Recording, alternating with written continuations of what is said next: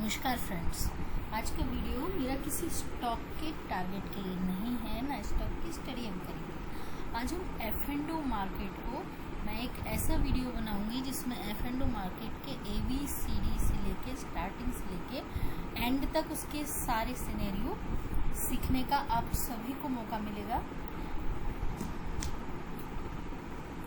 So this is my learning video. अब सबसे पहले ऑप्शन, ये मैंने महिंद्रा एंड महिंद्रा का ऑप्शन चेन खोल के रखा हुआ है। ऑप्शन होता क्या है? ऑप्शन एक ऐसा कॉन्ट्रैक्ट होता है जिसमें कि ऑप्शन बायर को कुछ करने का अधिकार मिलता है। जैसे कि ऑप्शन दो तरह के होते हैं, एक पुट ऑप्शन होता है, एक कॉल ऑप्शन होता है। कॉल ऑप्शन यदि हम बुलिश हैं किसी स्टॉक पर या निफ्टी पर, इंडेक्स कहते हैं, जैसे हमारे यहाँ दो तरह के इंडेक्स ट्रेड किए जाते हैं, निफ्टी 50 और बैंक निफ्टी। तो दोनों में यदि हम बुलिश हैं और लॉन्ग सिनेरियो हमारा, तो हम कॉल ऑप्शन के थ्रू काम करेंगे, और यदि हमारा बेयरिश सिनेरियो है तो हम पुट ऑप्शन के थ्रू काम करेंगे। अब ये एक ऐसा कॉन्ट्रैक्ट होता है जो बायर और सेलर्स के बीच डिसाइड किया जाता है। कॉल ऑप्शन में फ्यूचर एंड ऑप्शन दोनों में डिफरेंस होता है। फ्यूचर में दो लोग कॉन्ट्रैक्ट करते हैं जो कि आपस में कॉन्ट्रैक्ट के प्रति उनके कुछ बंधन होते हैं, वो बंधे होते हैं उस कॉन्ट्रैक्ट के थ्रू। उनके जो क्या बोलना चाहिए उसको हिंदी में, वचनबद्ध, उसके थ्रू, वो नियमों के थ्रू उसमें काम कर सकते हैं। बट कॉल बायर्स और पुट बायर्स, उस पर कोई नियम लागू नहीं होता है, वो स्वतंत्र होता है और वो अपना एसेट, उसको कॉल ऑप्शन के थ्रू, यदि आपने कॉल ऑप्शन परचेज किया है हमारे इंडिया में, जो हम कॉल को CE बोलते हैं एंड पुट को PE बोलते हैं, तो उसका मतलब है call European and call put European. PE का मतलब पुट यूरोपियन, C का मतलब कॉल यूरोपियन। हमारे यहाँ कॉल अमेरिकन और पुट अमेरिकन यूज नहीं किया जाता है। तो कॉल अमेरिकन और पुट अमेरिकन, उसमें क्या होता है कि किसी भी वक्त आपका कॉन्ट्रैक्ट आपको एग्जीक्यूट कर सकते हैं, बट हमारे यहाँ एक निश्चित तारीख होती है, एक्सपायरी डेट कहते हैं जिसे। एक्सपायरी डेट क्या होती है? जब मंथ नई सीरीज की शुरुआत होती है, नया मंथ स्टार्ट होता है। सपोज अभी सितंबर मंथ चल रहा है, तो सितंबर मंथ की सीरीज का शुरुआत हुआ है, तो सितंबर मंथ के एंड का आखिरी जो गुरुवार होगा, उस दिन हमारे हर मंथ के आखिरी गुरुवार के दिन एक्सपायरी होती है, यानी जितने भी कॉन्ट्रैक्ट ओपन है वो सब एक्सपायर हो जाते हैं, जीरो हो जाते हैं। निफ्टी की और बैंक निफ्टी की एक्सपायरी एवरी वीक भी होती है और मंथली भी, उसमें दोनों तरह से काम कर सकते हैं, वीकली और मंथली, जबकि स्टॉक की एक्सपायरी मंथली होती है। फ्यूचर एंड ऑप्शन दोनों। ऑप्शन लैप्स हो जाता है, उसमें जीरो हो जाती है हमारी वैल्यू ऑप्शन की, बट जो फ्यूचर होता है उसको हम कैरी फॉरवर्ड कर सकते हैं, नेक्स्ट मंथ में उसको कैरी करके ले जा सकते हैं। यदि आपको लगता है कि आपका टारगेट नेक्स्ट मंथ में और ज़्यादा बढ़ेगा तो आप उसको कैरी कर सकते हैं, बट ऑप्शन में ऐसा नहीं कर सकते हैं। अब जो ऑप्शन होता है, ऑप्शन में दो तरह के, कॉल ऑप्शन जो होता है, कॉल ऑप्शन में जो कॉल ऑप्शन बायर होता है, कॉल ऑप्शन को जिसने खरीदा है उसको कुछ करने का अधिकार मिलता है, परंतु उसको वो काम करने के लिए उसको प्रेशराइज नहीं किया जा सकता। जैसे कि मैंने कॉल ऑप्शन खरीदा तो मुझे उसका एसेट, रियल एसेट खरीदने का अधिकार मिलता है। यदि मैंने महिंद्रा एंड महिंद्रा का 1500 की स्ट्राइक प्राइस का कॉल ऑप्शन खरीदा, और उसका ऑप्शन का प्रीमियम किसे कहते हैं कि जो प्रीमियम हमेशा सेलर्स के द्वारा डिसाइड किया जाता है। जैसे कॉल सेलर यदि कहता है कि मैं अपनी कॉल को 90 रुपये पे बेच रहा हूँ, महिंद्रा एंड महिंद्रा की 1500 की स्ट्राइक की कॉल में 90, यहाँ पर उसका रेट 111 रुपये दिया है, 1500 की स्ट्राइक है, इसका कॉल ऑप्शन का रेट 111 रुपये है। तो कॉल ऑप्शन के जो सेलर है उसने डिसाइड किया कि मैं अपनी कॉल को 111 रुपये में बेच रहा हूँ, जिसको चाहिए वो ले ले, और बायर ने कहा ठीक है मैं ये देने को तैयार हूँ, मैं बुलिश हूँ, मुझे लगता है कि इसका रेट और भी ऊपर बढ़ेगा, तो वो कॉल ऑप्शन खरीद लेता है। यदि जो कॉल ऑप्शन खरीद रहा है उसको ये अधिकार मिलता है कि वो उस कॉल ऑप्शन के जो रियल एसेट्स हैं यानी कि जो शेयर्स हैं उन शेयर्स की डिलीवरी मांग सकता है वो, जिससे भी उसने वो कॉल ऑप्शन खरीदा है। यदि उसको ऐसा लगता है कि और आगे जाएगा और मैंने नीचे के रेट पर इसको खरीदा है तो वो उसी रेट के शेयर्स उससे मांग सकता है एक्सपायरी के टाइम पे कि मैं अब शेयर्स भी चाहिए, मुझे शेयर्स भी ला के दो। पैसे उसी को पे करना पड़ेगा जो उसको खरीदना चाहता है, पैसे उसके पूरे उसको उसकी वैल्यू देना पड़ेगी और उसको ये अधिकार मिलता है कि वो शेयर्स की मांग कर सके। और उसको ये भी अधिकार रहता है कि वो अपने कॉल ऑप्शन जो खरीदा है उसको वो चाहे तो उसको एग्जीक्यूट कर दे, नहीं चाहे तो पड़ा रहने दे, छोड़ दे, उसकी जो मर्जी है वो करे। उस पर कोई शक्ति नहीं की जा सकती है या और इसी तरह से पुट ऑप्शन के बायर को भी, जो इसका सीधा सीधा मतलब है कि जो बायर है उस पर कोई भी शक्ति नहीं होती, चाहे वो कॉल ऑप्शन बायर हो या वो पुट ऑप्शन बायर हो। और जो सेलर है उसको कुछ नियमबद्धता में बंधना पड़ता है, कुछ नियम होते, रूल होते जिसका पालन उसे करना जरूरी होता है, इसलिए उसे कोई स्वतंत्रता नहीं होती है ऑप्शन सेलर को, चाहे वो पुट ऑप्शन सेलर हो चाहे वो कॉल ऑप्शन सेलर हो। और पुट ऑप्शन बायर को भी एक, जैसे कि कॉल ऑप्शन बायर को एसेट्स को खरीदने का अधिकार मिलता है, उसी तरह से पुट ऑप्शन बायर को एसेट्स को, रियल एसेट्स को बेचने का अधिकार मिलता है। जैसे यदि महिंद्रा एंड महिंद्रा का सेम स्ट्राइक का 1500 की स्ट्राइक का पुट ऑप्शन ₹2.70 पे चल रहा है, किसी ने इसको खरीदा है तो उसको एसेट्स को बेचने का अधिकार मिलता है। और यदि एक्सपायरी के दिन ये महिंद्रा एंड महिंद्रा 1500 से नीचे जाके क्लोज हुआ तो जो पुट बायर्स था उसको ये अधिकार मिलता है कि वो इसकी डिलीवरी उसको एसेट की डिलीवरी बेच सकने का अधिकार मिलता है। वो कहेगा कि अब मुझे इसके शेयर्स भी बेचना है, सेम स्ट्राइक प्राइस के 1500 के भाव के महिंद्रा एंड महिंद्रा के शेयर्स में बेचना चाहता हूँ और प्राइस चल रहा है अभी इस वक्त 1450 और मैं 1500 के, तो उसका जिसने भी उसको पुट ऑप्शन बेचा है उसको उसे 1500 की कीमत पे महिंद्रा एंड महिंद्रा के शेयर परचेज करके उसको देना पड़ेगा और वो उन शेयर्सों को 1500 के भाव पे बेच के और फिर 1400 के रेट पर खरीद के प्रॉफिट कमाने का अधिकार रखता है जो पुट ऑप्शन बायर होता है। इसके अगेंस्ट दूसरा होता है seller, call seller, put seller, दोनों तरह के सेलर्स होते हैं। सेलर्स के पास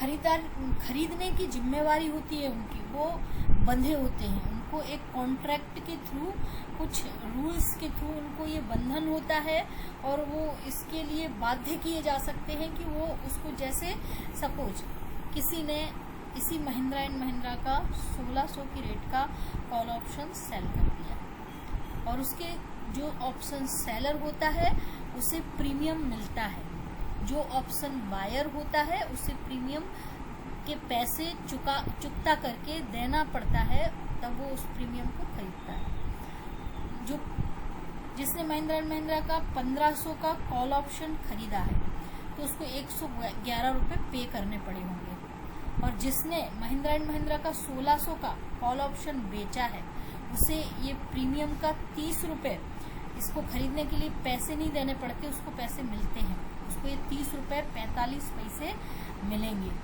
और उसका लॉट साइज है 700 रुपये, यानी कि उसको 700 जगह ऑलमोस्ट 35 रुपये, 35.95 रुपये इतने उसको मिलेंगे। तो उसने प्रीमियम ले लिया, सॉरी ये 1600 का स्ट्राइक का रेट 30.45 है, तो उसे ये प्रीमियम मिलेगा और वो प्रीमियम उसका उसकी एक रूल्स होंगे कि एक्सपायरी के दिन यदि इस कॉन्ट्रैक्ट का जो उसने 1600 का कॉल बेचा है और प्राइस जो उसका स्पॉट प्राइस चल रहा है, शेयर्स का रेट चल रहा है, उसने यदि 1600 रुपये के ऊपर निकल गया तो जो कॉल सेलर है उसको 1600 उसने 1600 का ये बेचा तो उसको 30 रुपये प्रीमियम मिला है, यानी कि 1600 रुपये में 30 रुपये प्लस होंगे, 30 रुपये 45 पैसे।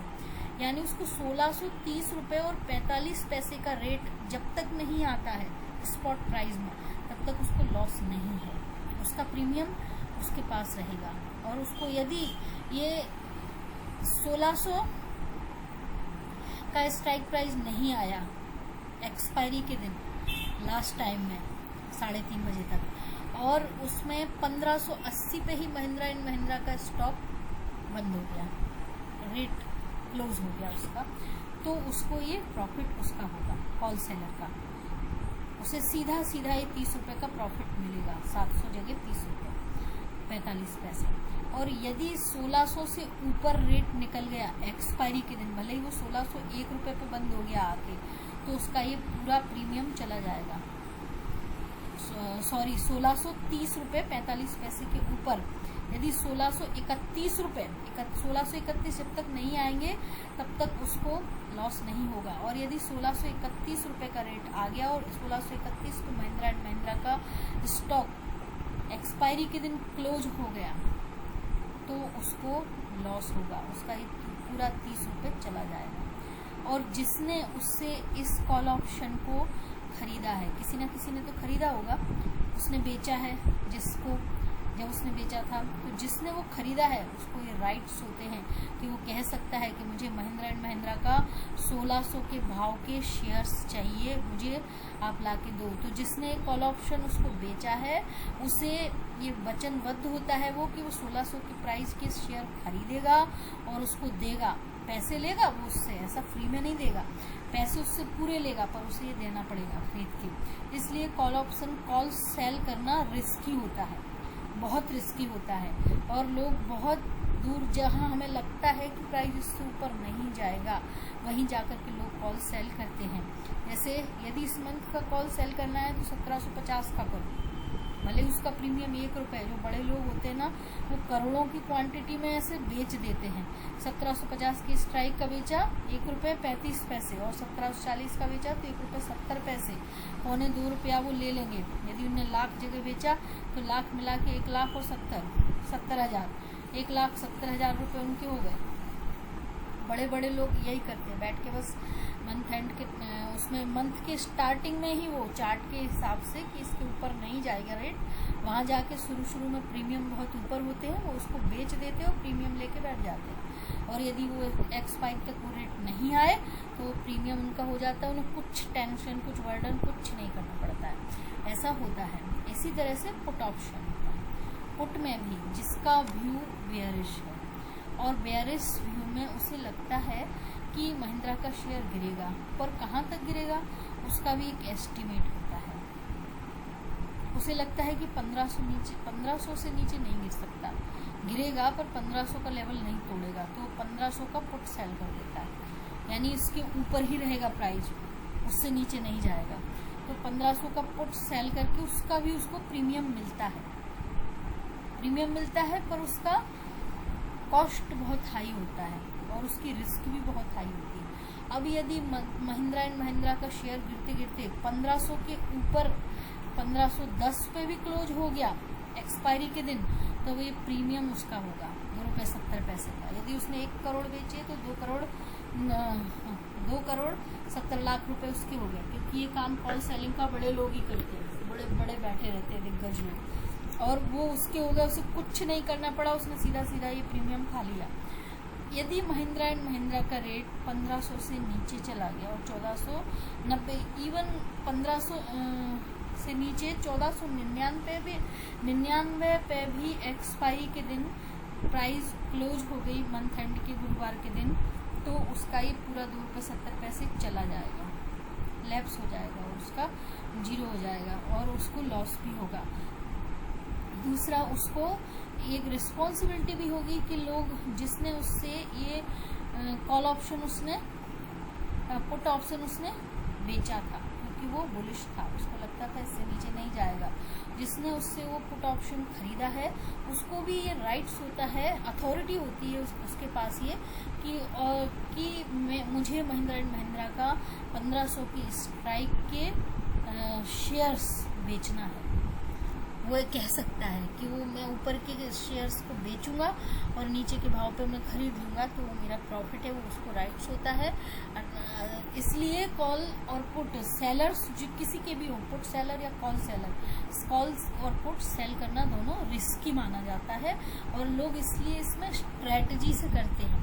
ऑप्शन स्ट्रेटजी तरह तरह की होती हैं जिसको लोग करके इसमें काम करने की कोशिश करते हैं, जो बट मैक्सिमम पब्लिक इसमें पैसे गवाती है। छोटे छोटे रिटेलर जो होते हैं, क्योंकि ये धंधा बड़े लोगों का है, वो करोड़ों और अरबों में खेल के पड़ते हैं और कमाते हैं। जो छोटा छोटा रिटेलर इसको लेता है वो इस तरह की जंपिंग से और पैसों की उससे कर तो देता है, पर वो घबरा के लॉस करके निकल जाता है, जिसमें कि वो लोग पैसे बनाते हैं।